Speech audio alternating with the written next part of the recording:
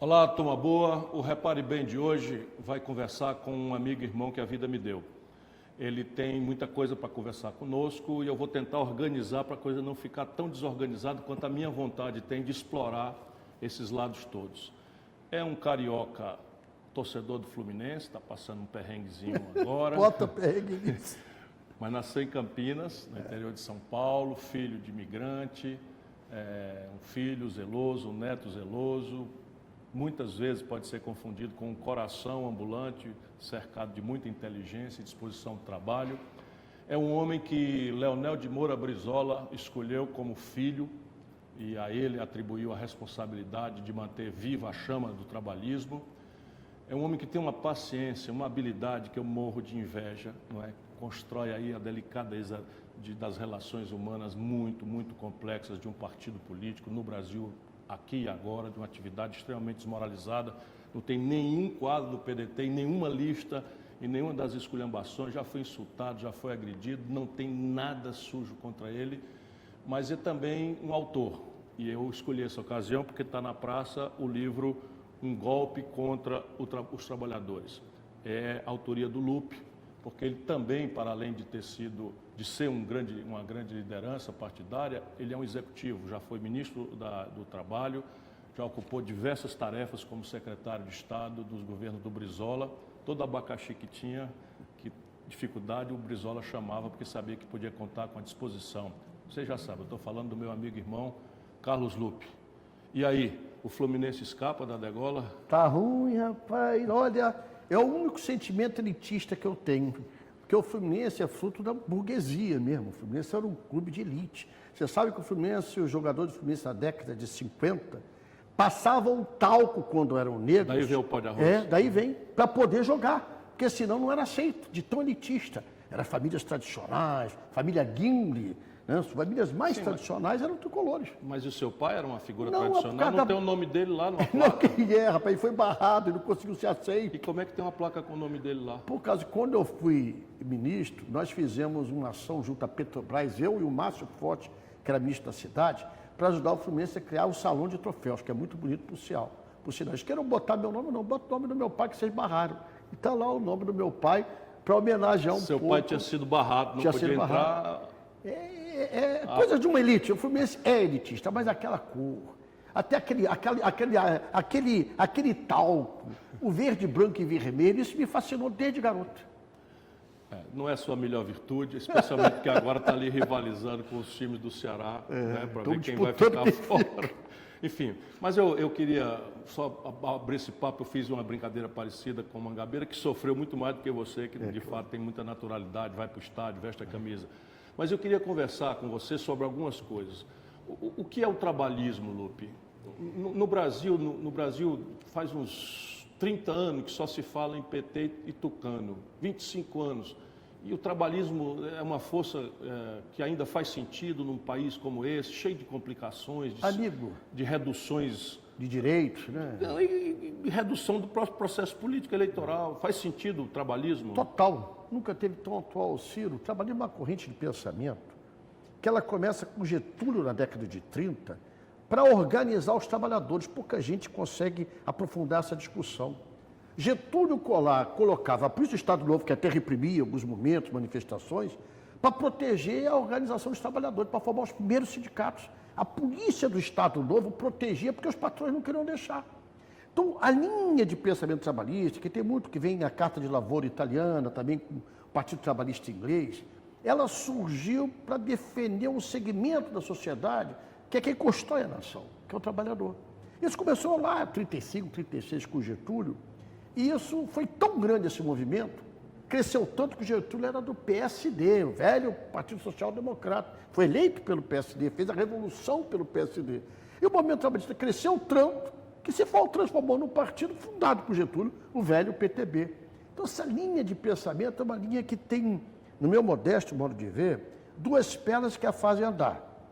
Um projeto nacional desenvolvimentista, que você representa hoje com muita dignidade, com muita honradez para todos nós, que tem a visão estratégica do papel do Estado, que Estado nós queremos, Estado eficiente, o Estado que se interliga com a sociedade, o Estado que mostra os seus valores, o Estado que aposta na educação, na informação. Essa linha de pensamento de Estado tem como prioridade absoluta a educação de tempo integral. Educação que emancipa, como falava o professor Darcy Ribeiro, educação que liberta, como falava Alberto Pasqualini. E na outra perna, o trabalhador que é a mão de tudo, que constrói a nação. Sem a mão do trabalhador não existe nação. O trabalhador em todos os seus níveis, né?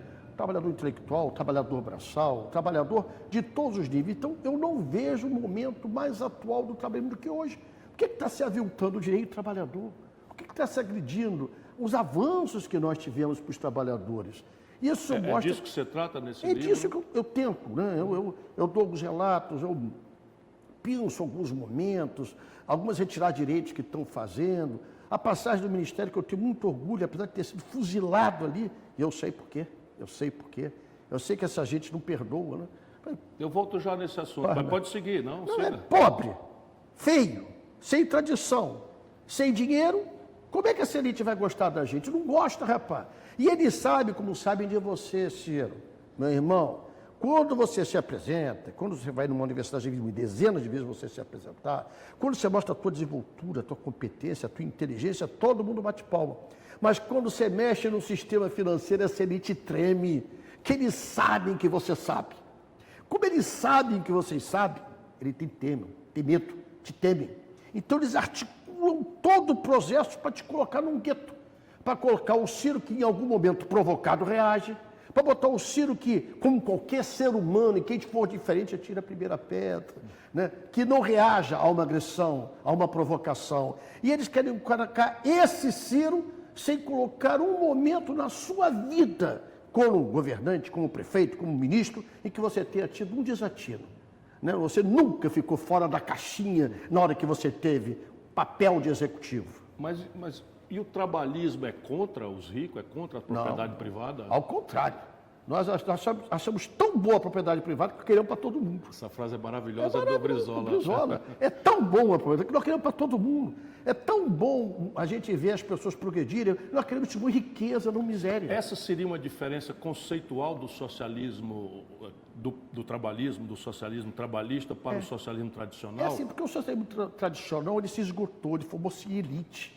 Acabou sendo uma elite raivosa, uma elite que queria impor as suas teses, seus dogmas, até pelas armas.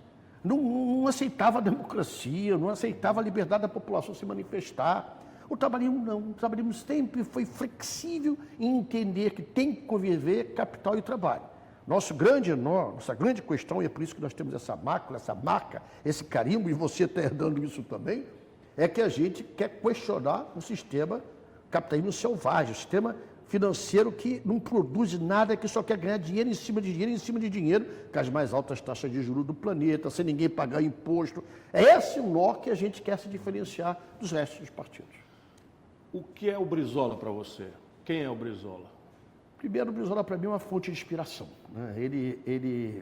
Eu considero o Brizola para mim um pai que eu perdi muito novo. Só o Brizola podia pegar um jornaleiro como eu. Conta essa história.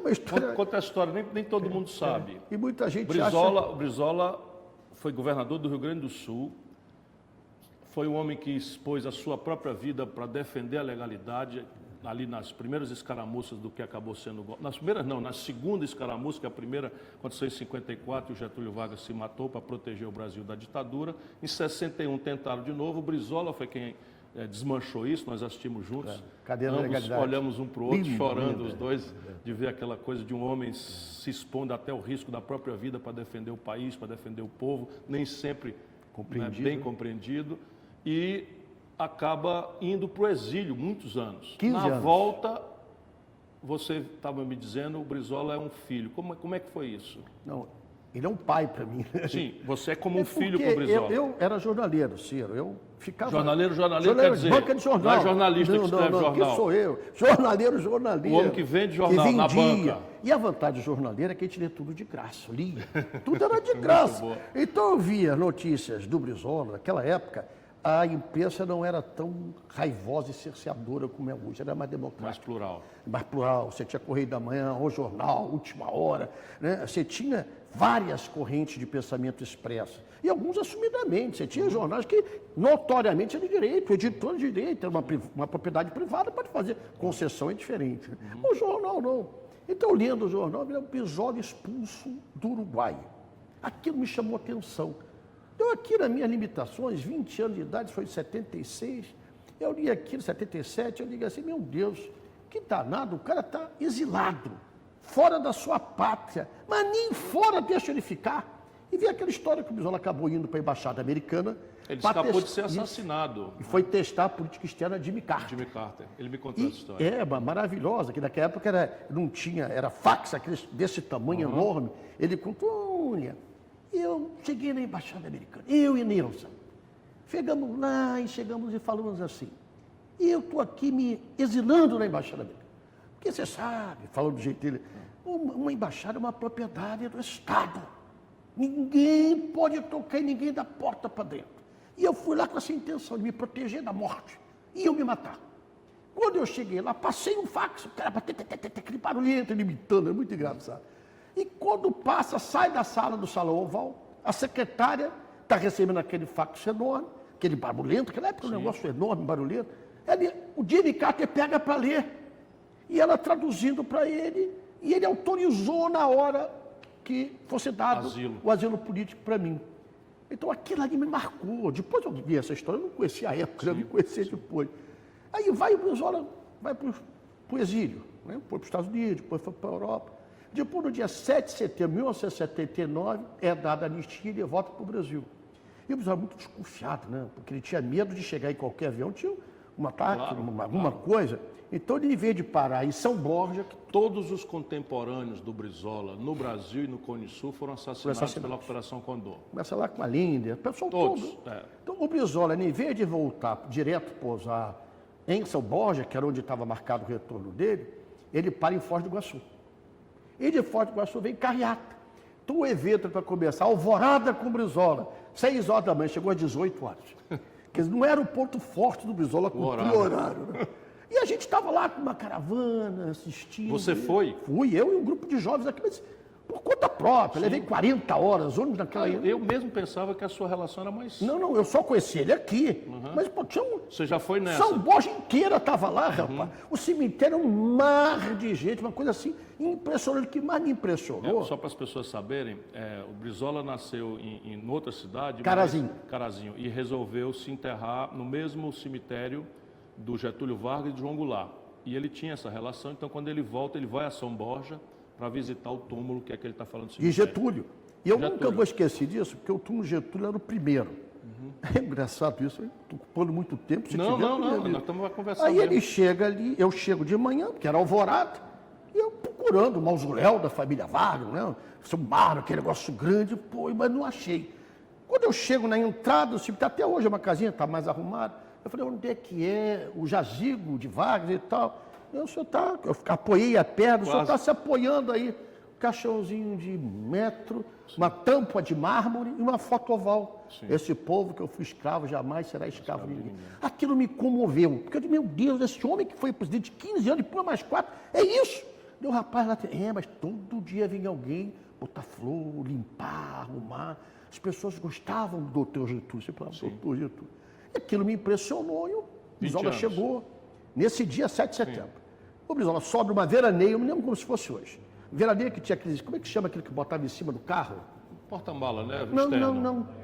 Tipo apoio, eu não lembro o nome. Bagageiro. Então. Bagageiro, esse é o nome certo, bagageiro. Subiu em cima do bagageiro e falou em cima do caminhão, dava, uma multidão, tem fotos disso. E ele falando para o doutor Getúlio. Ele falava direto ao Getúlio? Falava direto, assim. Ele não falava para a multidão, ele falava para o doutor Getúlio. Olha, doutor, nós estamos voltando para retomar a tua luta. 54 não foi em vão, doutor Getúlio. Eu, Leonel Brizola, estou voltando para recriar o trabalho. Aquilo emocionou, rapaz. Emocionou com um lenço maragato vermelho aqui.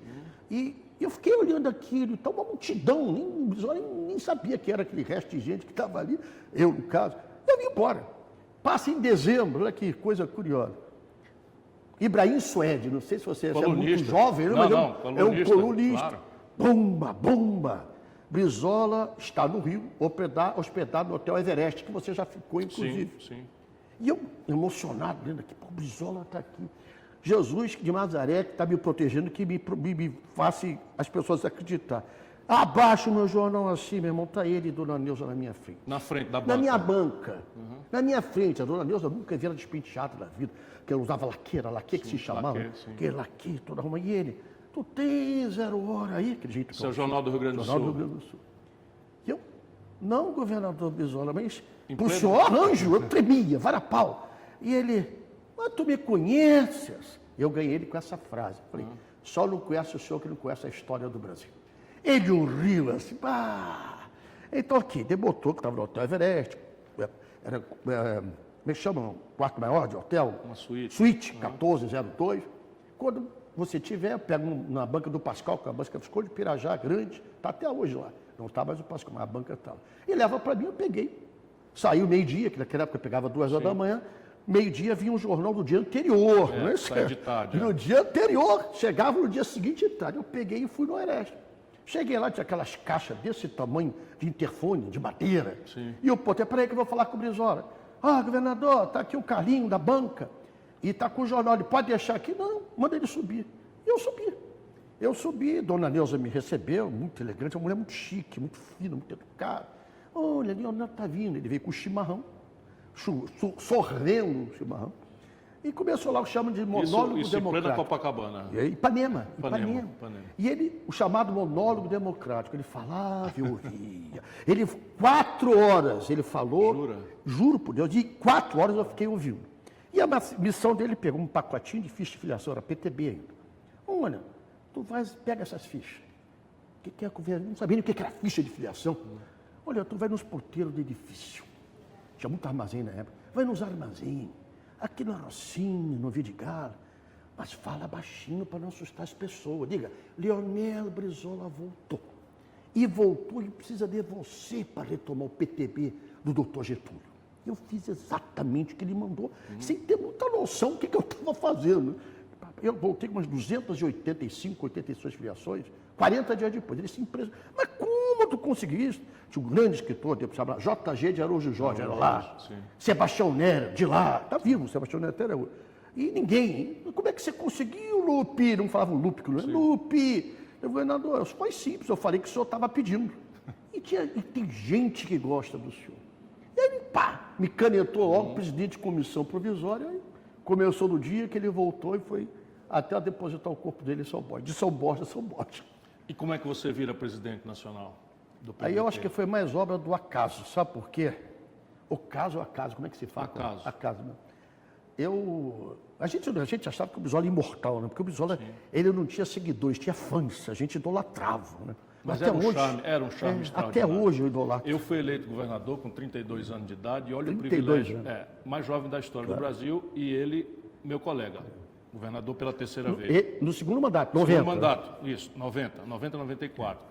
E eu então, imagina, eu também achava o Brizola uma figura absolutamente mística e tal. Cheguei a primeira vez perto dele, 1000 dedos e tal, e comecei a perguntar para ele da história da legalidade, e ele se afeiçoou comigo, me contava longas histórias.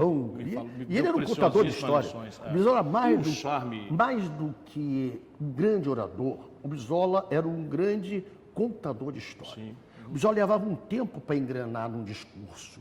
A gente vai, não, ele tinha que saber onde é que ele está, sentir as companheiras. O bom dia do Brizola era meia hora. Então, isso fazia o charme dele. Sim. E a gente quisesse apressar, ele ficava irritado para gravar a televisão. Isso que nós estamos fazendo com você, aqueles programas que eram gravados para... Meu Deus do céu, lembra, Mané, que está aqui com a gente?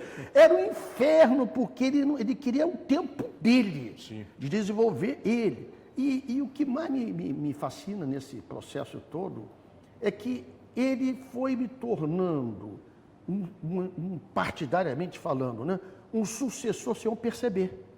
Ele botou... Essa é a história que eu queria. Como é que você vira presidente nacional do PDT? Ele primeiro colocou como tesoureiro estadual e tesoureiro nacional. 2 vezes tesoureiro.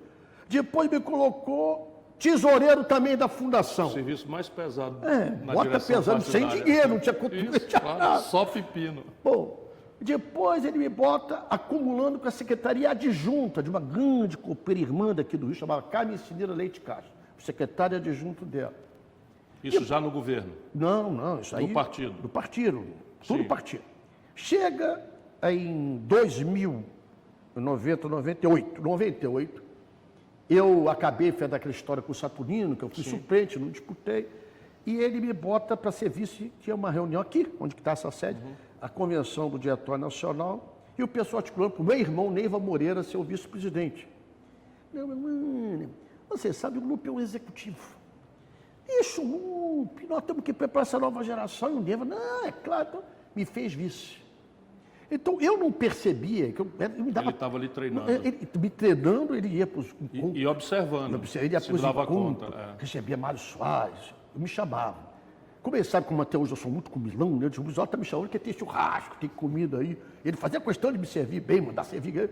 Ele, olha, mas escuta. Tu não precisa falar, meu filho, escuta. Presta atenção. Aí eu me lembro como aquele Cousteau, né? Jacques Cousteau. Na Vida Atlântica. Essa história é É fenomenal. sensacional. Ele abre a janela, aquele mar imenso. E essa biodiversidade, Cousteau falou, embaixo atriz está viva, Beth, doutora Elizabeth, traduzindo para o Bisoli e tal. E tu não acha, Bisoli? Doutor Cousteau, quanto campo perdido na cabeça dele. O Mazão, que era um pasto. Tinha que ser um pasto. Ele não falava, ele falava. Isso já custou um grande oceanógrafo que vivia dentro de um barco rodando o mundo fazendo pesquisa. Mas era o Bisola. O Bisola, a cabeça do mas é uma Bisola. brincadeira dele. Era uma brincadeira, mas ele era um homem do campo. Sim, eu sei. O Bisola se Eu identificava sei. com o campo. Ele ia para a propriedade dele lá no Uruguai, em Durazo, e bom, ele era um camponês. O Bisola acordava às 5 horas da manhã, montava um cavalo, 8 horas da manhã estava almoçando uma chuleta, um bife desse tamanho, 8, 9 horas da manhã, porque já tinha acordado às 5 para andar. Então ele gostava daquilo, tudo transformava em obra da natureza. Sim. Repara que todo discurso do Bisoli tinha alguma coisa correlacionada com a natureza. Sempre. E isso ele aplacava também os grandes proprietários rurais. Era uma aliança tática que ele fazia com setores que ele chamava de conservadores lúcidos.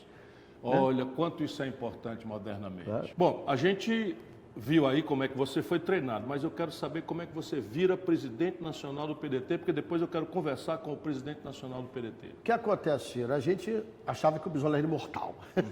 Ele era tão forte, né? Aliás, a morte dele me marcou muito, porque ele foi para o Uruguai. E quando ele volta do Uruguai, o Bisoli era muito... gostava de mostrar força, gostava de mostrar bem. Ele tinha uns 15 dias com uma gripe e pneumonia muito forte. E quem tratava ele era um pediatra, Dr. Milton Moraes. Está aí, para quem quiser ver. E quando ele chega, olha, eu não estou muito bem. Naquela época não tinha essas esteiras rolantes ainda no galeão. Caminhou muito e veio no cansado. sobretudo, pediu para eu apoiar fisicamente ele. Ele veio se apoiando em mim. Chapéu para ninguém conhecer, com aquele sobretudo agora em pé. E eu senti ali que ele não estava nada bem.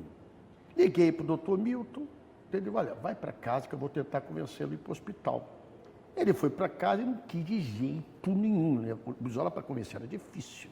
Então fez no quarto dele um micro enfermaria.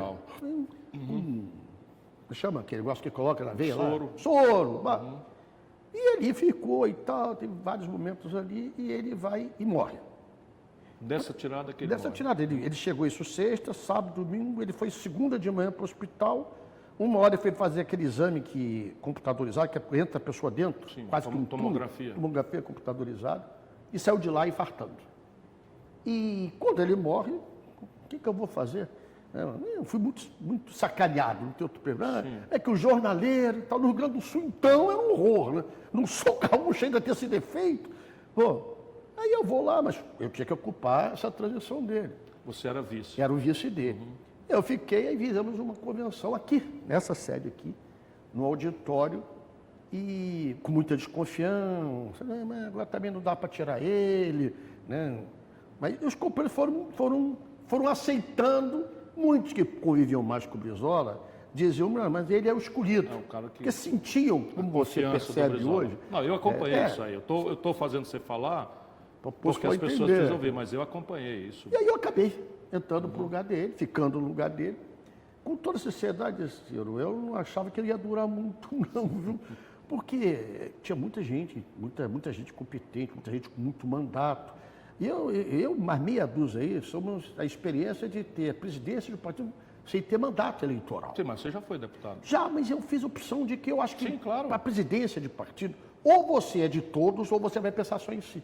E é muito raro. Pouca gente pensa nisso. Então eu acabei presidente assim, por acaso.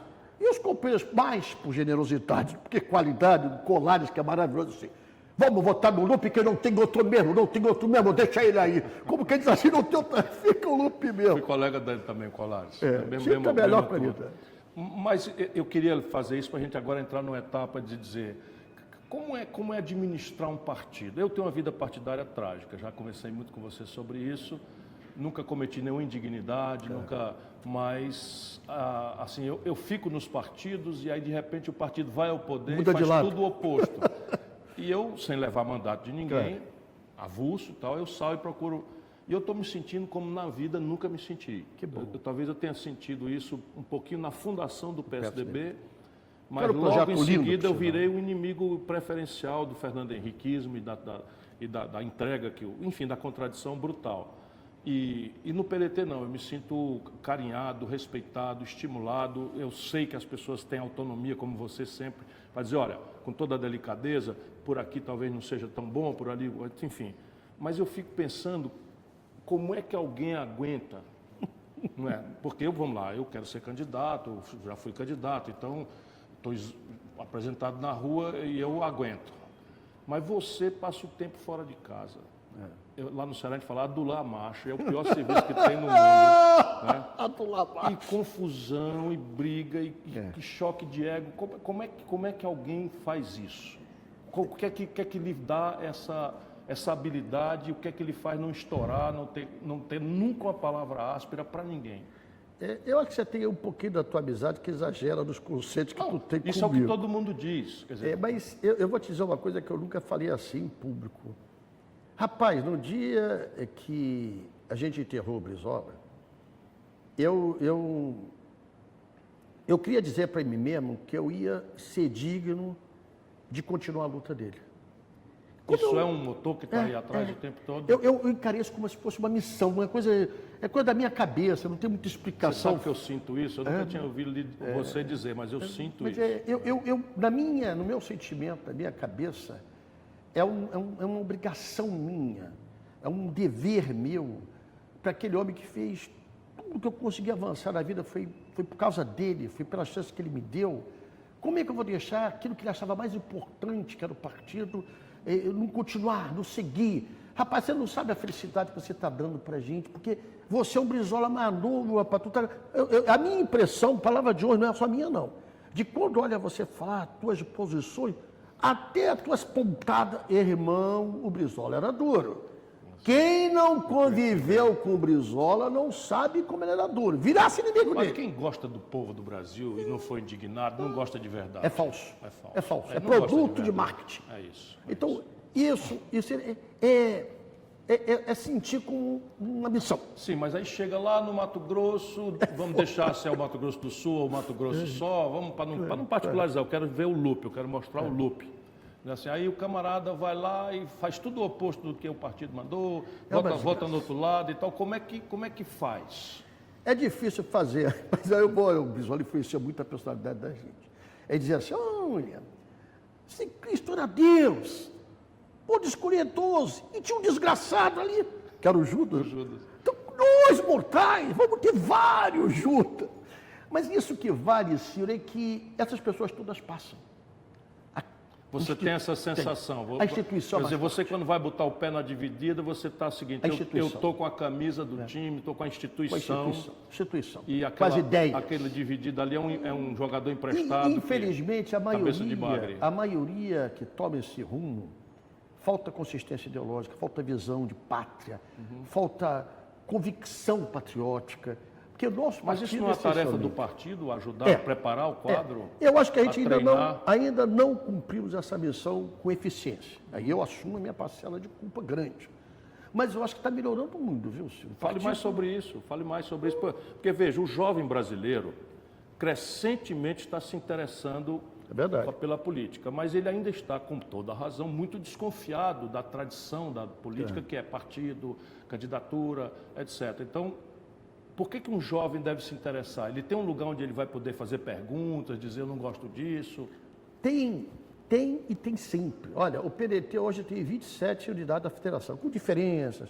Alguns lugares com preços mais fechados, outros lugares a gente está tentando romper esse fechamento e é difícil. A gente está usando muito agora, você me ensinou isso, rede social. Ele está botando na rede social, venha, estamos chamando, estamos querendo que venha ser candidato. E é claro que até isso se adaptar, essa garotada que está chegando tem que entender que isso não é de um dia para o outro. Mas se eles conseguirem entender que o instrumento de transformação de uma sociedade se dá na política e que não existe instituição democrática, país democrático, nação democrática sem partido, ele vai começar a entender como ele pode ser protagonista da sua própria história. E eu acho que isso está começando a acontecer, Ciro. E você é o maior responsável por essa conquista que o trabalhismo tem tido. Você está formando uma nova geração. Eu falo isso sempre, toda hora, porque eu estou na tua presença. Você está apostando em inteligência. Como é bom apostar em inteligência? Porque você leva. Mas veja, o Lupe, ele é sempre muito generoso, quer transformar a conversa comigo, mas hoje eu vou mostrar esse coração ambulante para todo mundo. Você não tem uma fundação, ela não está preocupada, não está operando, você não está botando grana nisso. Que fundação? Nunca tive. A fundação do partido, homem. Ah, não é minha, pelo amor de Deus. Agora você me assustou. Não. A Fundação Leonel Brizola Alberto Pascone. A Fundação do Partido. Qual é a função dessa coisa? Exatamente. Grana, você me assustou quando falou fundação, parecia que eu tinha criado uma fundação. Desculpe. Depois aí você arruma isso daí.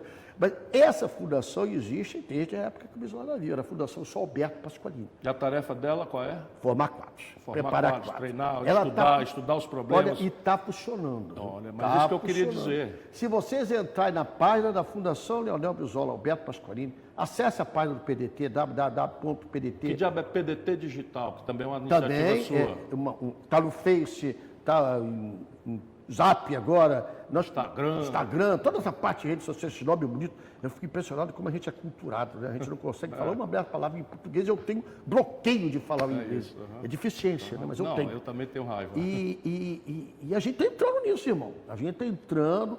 E olha, eu estou muito esperançoso de uma nova geração que tenha a noção do que representar esses vultos da história. E qual é a missão hoje do PDT? Que tarefa você tem na sua cabeça? Por favor, a sua generosidade é muito grande comigo. Tudo bem, candidatura e tal, mas a candidatura é um instrumento para... Qual é a tarefa? Qual é a missão que o PDT hoje eu falei isso tem até para cumprir? A Folha de São Paulo, que a senhora botou corretamente o que eu falei. Nós temos que ser uma opção ao ódio. É o ódio dos bolsonaristas que odeiam o Lula, é o grupo do PT, o Lula, que odeia o Bolsonaro. E um alimenta o ódio do outro para se permanecer. Os olhos eram. Então, a briga entre o diabo e coisa ruim, o inferno sempre ganha. Eu estou resumindo aqui uma coisa muito simples. Então, a nossa ideia é formar um novo caminho, onde tem esse projeto para o país, onde se discuta com profundidade tudo que a gente pode fazer, onde a população entenda que não pode pegar, com todo respeito que eu era como jornaleiro, me botar de jornaleiro para a presidência da República sem ter feito nada, eu já fiz alguma coisinha. Mas não dá para você, nos teus degraus da vida, nos teus degraus em qualquer empresa, eles falam tanto em empresa privada, alguém entra, office boy, e se transforma presidente de um dia para o outro, só se for herdeiro, né? Tirando ser herdeiro, não consegue. Então, eu acho que o que nós temos que construir é uma opção para o povo brasileiro, mas uma opção com um projeto. Isso que você defende, que é o que nós defendemos do partido, um projeto nacional, desenvolvimentista, um projeto que avance na tecnologia de ponta, que pense em um país grande, que não se submeta aos interesses internacionais, que saiba conversar com todo mundo no mesmo nível, mostrando a grande nação que somos. Então, essa opção, Ciro, você me permite, eu acho que a gente começa a fazer quando forma um núcleo básico dela. PDT, PSB, Rede e PV. Esses quatro nós tivemos... Tem essa conversa aí? Estamos avançando bem. Essa semana, amanhã, o André Figueiredo e o Cid estão fazendo outra reunião com esse grupo para discutir que projetos Quais são os partidos? PSB, Partido Socialista Brasileiro, PDT, Rede, Rede é o Partido da Marinha. Da Marinha, representado lá no Senado por Randolfo, que é um belíssimo quadro. E o PV.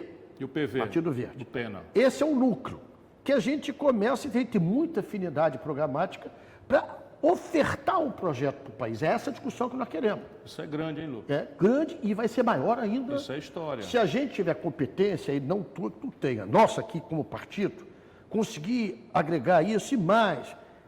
Eu falei isso ontem, eu repito, que muita gente está se incomodando, mas vou repetir. Hoje a direita é o PSL, é o Bolsonaro.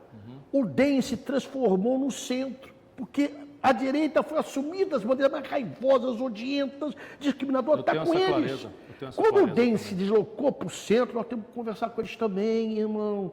O Brasil é continental, é diferente. Você tem que fazer aliança, eu sempre digo, o capital produtivo. Todas as vitórias do doutor Getúlio, de Brizola, se deram com essa aliança. Centro-esquerda. O centro é representado pelo capital produtivo, porque está preocupado em gerar emprego, em crescer, em ser rico, mas sabendo que precisa distribuir essa riqueza. Né? Então, eu acho que esse passo que nós estamos começando a dar agora pode ser um grande diferencial na política do Brasil, começando as eleições municipais. Porque se nós quisermos fazer isso sério, e eu falei isso na reunião, nós temos que colocar em segundo plano o interesse partidário, em primeiro plano a nação, o país. E isso começa a ter fotografia das eleições municipais. Por que a gente não pode estar Rio, São Paulo? É ver um nome que agregue mais esses valores, esse projeto, e represente para a sociedade uma nova fotografia. Não sei se eu consigo me fazer. Consegue, perfeitamente. Essa fotografia aqui, ela não quer nenhum dos ódios. Ela quer amar profundamente o povo brasileiro. É isso que a gente está tentando. Me emocionou de novo. Mas o seu livro, que tem a orelha do Leozinho, que é a sua cria né, adorada. Meu orgulho. Meu orgulho. E de nós todos, que é um quadro que está saindo melhor do que o pai. Graças a Deus. A nossa sorte é essa, ver os filhos crescerem melhor do que nós. Mas o seu livro tem uma capa, eu vou mostrar depois, eu vou descrever. Ele tem uma capa que é uma carteira de trabalho e uma mão escura com uma faca. O que é isso? É o que estão fazendo com o povo brasileiro na área do trabalho. Estão esfaqueando pelas costas. Estão tirando direito. Estão aviltando o salário. Estão desempregando. Eles estão fazendo os maiores absurdos. Mas, Lupe, isso não é a modernidade? Eu estou perguntando, você que foi ministro do Trabalho, isso não é a modernidade? Modernidade num país desenvolvido é ver o seu povo encontrar felicidade. E não tem melhor forma de as pessoas se sentirem com a sua autoestima reconhecida, valorizada, ela se sentir útil quando ela não tem um trabalho, um emprego. Com isso que o Getúlio fez há 70 anos atrás, que está atualíssimo, com os seus direitos, com suas férias, 13º, tudo que eles querem fazer é destruir o que Fernando Henrique tentou na memória e não conseguiu.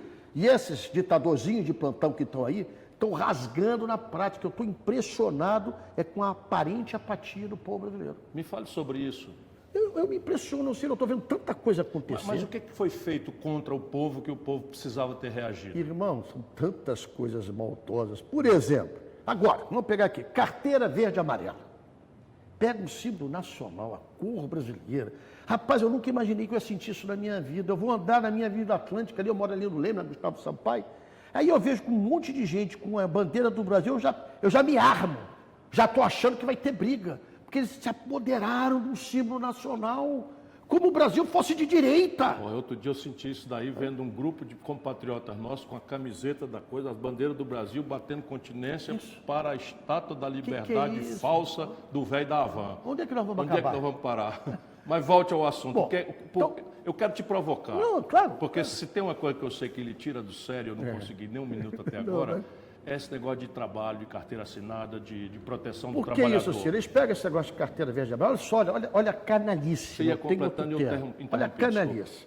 Eles falam em dar 30% de isenção fiscal para todo empresário que contratar jovens... Dispensar imposto dos empresários... INSS, Fundo de Garantia, até o Sistema S. Desde que o empresário... Empregue jovem de 18 aos 29 anos até o salário mínimo e meio. Bom, o que quer dizer isso? Olha, se eu sou... Mas eles estão abrindo mão de dinheiro da Previdência, que eles diziam ontem que estava quebrada? Vou chegar lá, é que você é muito rápido, você é muito mais inteligente que eu, tem que ir devagarinho. Não, eu quero que você... Eu sou discípulo de Brizola, devagarinho. Então, tira dessa parte e faz o seguinte, por exemplo... O empregador vai pagar 100% dos seus impostos ou vai demitir para contar um que ele vai ter desconto de 30%? Ora, evidentemente vai demitir. É a primeira grande sacanagem. A segunda grande sacanagem, seguro-desemprego. Eu chegava a mandar carta para o trabalhador pedindo para ele pegar o seguro-desemprego ou abono salarial. Mandava carta, foi até Isso divertido. Como ministro, foi divertido. Como o senhor está mandando carta? Porque o dinheiro não é do E governo. às vezes a pessoa não sabia que tinha esse direito. A maioria, eu telefonava ao vivo para fazer, as televisões fizeram cobertura disso. Então, o dinheiro do desempregado, o cara está ferrado, está F literalmente. Aquele saláriozinho para ele sobreviver, ele taxa em 7,5% para compensar a isenção para o patrão. Isso é uma indignidade. Então, como é que a gente pode entender que isso, as pessoas não estão mensurando, o que fizeram? Mas Até será que as onde vai? pessoas sabem disso direitinho? Demora, né, Cira? Sabe por quê? Eles fazem uma tática que é muito inteligente. Eles vão discutir enquanto isso, vamos recolher os livros da Bienal, que mostra um casal se beijando, vamos falar da embaixada para o filho, agora parar até de falar, foi tão vergonhoso, né, que parar. Desistiram. Vamos começar a fazer um teatro para mudar a atenção. Ele já vestiu a camisa do Corinthians, agora é do Flamengo, amanhã o próximo campeão ele vai vestir. É circo e pão. É uma técnica que começou lá em Mussolini, né? Então, é a mesma coisa. Até o momento que essa população começa a ver que está mexendo com a vida dela. Eu não sei quanto tempo leva. A única certeza que eu tenho é que isso não vai continuar como está. Me fale um pouco mais sobre isso. A América Latina pegando fogo. O Brasil pode ser uma ilha fora disso ou você acha que mais cedo ou mais tarde essa instabilidade, que já está aí, na verdade, né? Ciro, a gente, pelo tamanho, pelos vários Brasis que estão aqui, é diferente acontecer numa Colômbia, num Peru, numa Venezuela, um país continental que somos nós. Mas a identificação, a nossa unificação como nação já é um milagre. É um milagre. É um milagre. Porte a sua, mesma língua praticamente. A América Espanhola implodiu em mil tudo. pequenos países. E nós estamos aí, 8 portuguesa, milhões, 40 mil quilômetros quadrados, falando todo mundo com sotaque aqui, com alguns índios que falam diferente lá, mas 99% da população falando a mesma língua, se entendendo, indo e vindo, sem guerra civil, mais nada. Então, é diferente essa realidade brasileira. Mas ela vai, por exemplo, ninguém imaginava em 2013 aqueles movimentos, que foi o pioneiro aqui no Brasil. Lembra das manifestações sem controle? A gente não sei, Black o que é o meu nome? Tudo em inglês agora. Black Bloc, esse daí, os caras quebravam tudo. Então, o que foi aquilo ali? Não tinha controle, não tinha previsão, nenhum serviço de informação previu. Eu acho que pode surgir algo que a gente não tem controle, porque isso não é o nosso tempo. Não é o tempo que a gente tem de que estamos na política, estamos lendo, é o tempo das pessoas sentirem que aquilo incorporou com uma agressão à sua vida, a seu direito. Sinceramente, na minha avaliação, isso irá acontecer. Como? Que dia? De que maneira? Não tenho nem ideia. Mas isso é bom ou ruim? Eu acho bom, Ciro, porque nenhuma sociedade no mundo conseguiu se erguer sem se manifestar, sem protestar, sem ir para a rua. E isso é a história da humanidade. O Brasil está dentro. Então, isso é questão de tempo. O que eu temo é que essa gente que está aí, esse decreto que o ministro, medida provisória, né, que fala, que o Bolsonaro fez para isentar de culpa as Forças Armadas, ele já tem medo.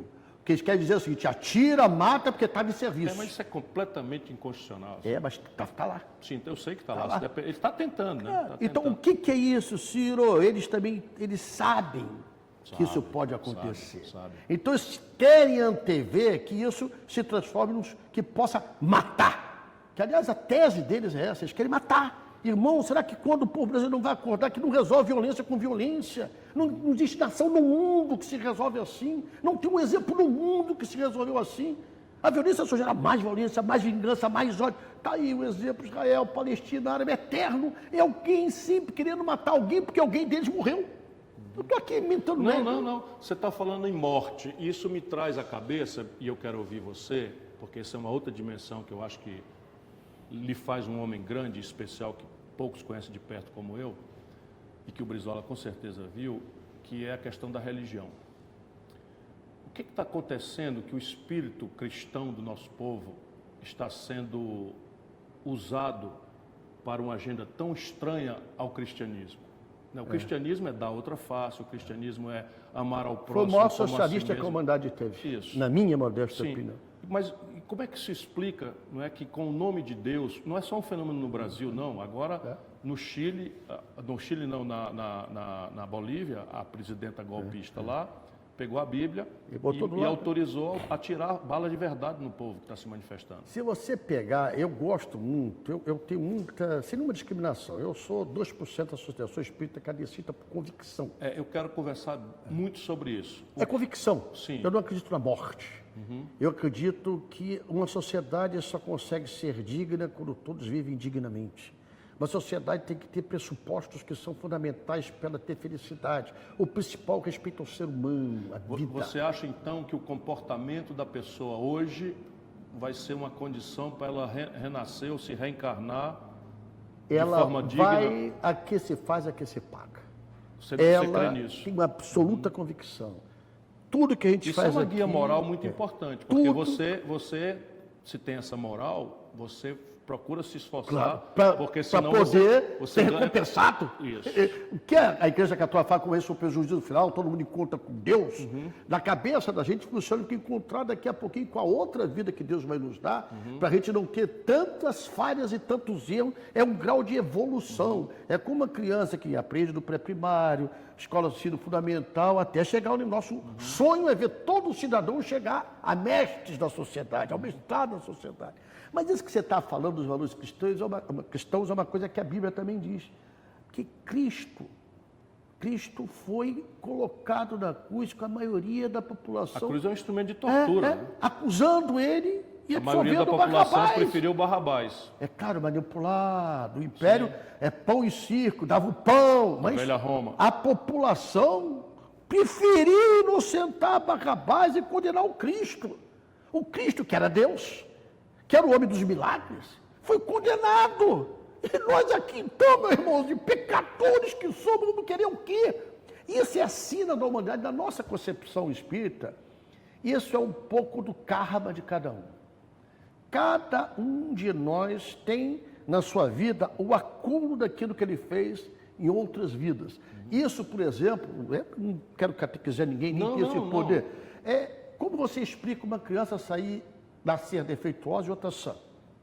Como você explica uma só ter felicidade e outra só ter tristeza? Porque alguns nascem palacetes e outros da parafita. Então, na nossa concepção, isso são fases de vidas anteriores que a pessoa está compensando na vida atual. Isso é muito complexo, muito difícil de se entender. Claro. Mas é uma concepção de vida. Então, quando a gente tem essa concepção, por exemplo, a minha concepção é que o Brasil não podia ter fábrica de armas. Eu não só sou contra a arma, eu sou contra a fábrica. Porque quando uma nação, e os Estados Unidos vive disso, os Estados Unidos tem 4 vezes mais funcionário público do que o Brasil, em média, por causa das Forças Armadas. Sim. Eles têm que se alimentar a indústria da guerra, que é a indústria do armamento. Da morte, é do armamento da morte. Então, quando uma nação se submete a achar que a solução é matar, Jesus faliu. Sim, mas o que você diria para um cidadão da favela, da Rocinha, da Maré, do Complexo do Alemão, que não tem nada para ele na política, que ele não vê a política senão como um barulho de corrupção e tal, e que para procurar pertencimento ele procura o templo e a partir daí as pessoas consideram-se autorizadas a manipular até a consciência política e o voto dele? É lembrar Zumbi dos Palmares. Zumbi. É lembrar o que foi a luta da raça grega, da discriminação contra o opressor. Não foi conquista pelas palavras belas, por beijos, foi por luta. O conformismo, assumir o papel de insignificância, ou se achar inferior, não é solução para nenhum povo. Então, conscientizar-se, lutar por aquilo que você acredita, ter valores também, entender que esses valores mudando de matéria, eles são muito passageiros, eles não podem te fazer melhor do que ninguém. Então a gente vê o Doce C, por exemplo, condomínio da Barra ao lado da Rocinha. Então tem muro de 3 metros, irmão, muro de 4 metros. Aí você cria o garoto dentro daquele condomínio, com piscina, com escola, com posto de saúde, com tudo. Primeiro dia que ele sai do condomínio, ele pede o reboque. sapato, tênis caro dele. Por quê? Porque ele esqueceu que do outro lado do mundo está fome, está miséria. Ele joga fora a proteína, carne, e do outro lado as pessoas ficam comendo o resto que sobra. Que sociedade é essa? Até onde essa sociedade vai? E aí a gente não entende por que tanta crise, por que tanta violência. É aí a raiz. Uma sociedade que não é justa, uma sociedade que discrimina, que mata e entra na comunidade atirando sem perguntar quem é, mas sem saber quem é.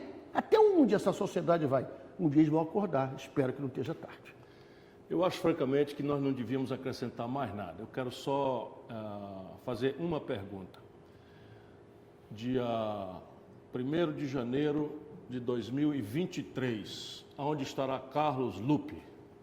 No Palácio do Planalto, vendo a posse de Ciro Ferreira Gomes. E daí vai para? Vou para o meu alto exílio, vou ficar quietinho, bater palma para o abacaxi que tu vai pegar. Um abraço, irmão querido. Esse é Carlos Lupe.